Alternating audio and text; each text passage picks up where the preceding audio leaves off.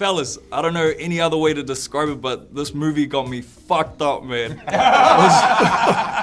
was good, man. In what way? In every way, man. Like my mind was blowing. I was just like, it just kept me guessing, you know? So I want to start with you, Sam.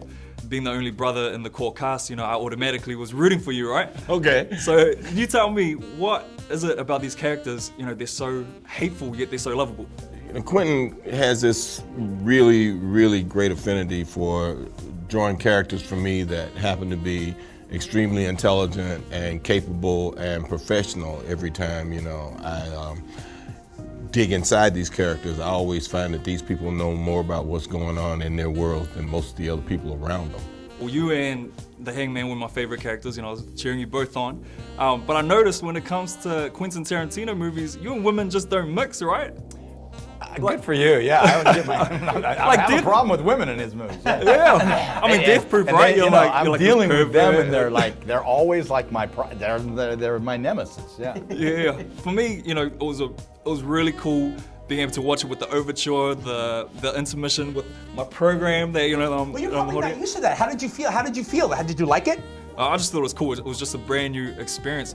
You know, having now watched it in a local cinema here, is there anything that stood out to you in terms of the Australian audience reaction? Australian audiences actually at first confounded me a little bit because I think of, because I'm a big fan of Aussies and I think of them as being very gregarious people. However, when they're watching movies, they're more like a Japanese audience. Yeah. They don't like ha ha ha ha like you would imagine. Yeah. They laugh, but they're laughing with the people that they're with, as opposed to trying to get anybody else to laugh or just throwing it out there. But when you get them to do it, it's always a really, really cool thing. It's always the lines that kill. Yeah. All right, they get the collective going on. Yeah, cool. How do you explain a New Zealander being up in Wyoming, you know, after the Civil War? Well, they had people. I mean, there've always been immigrants coming to America and everything like that. So I've got a chance. Yeah. So one of the things that we had to do is I would go, well, let's say that you're from Auckland. Yeah. And then we had to stop.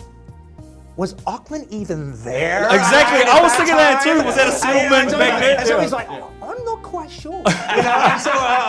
And so we actually had to get on the phone and we looked it up and things. And we're like, okay, no, we're fine. Auckland was Auckland at that time. 3,000 people living in Auckland at that time, so we're okay. Well, shout out to Auckland, New Zealand. Yeah. Well, thank you so much, boys. Appreciate your time. That's the way the Cuddly Three roll.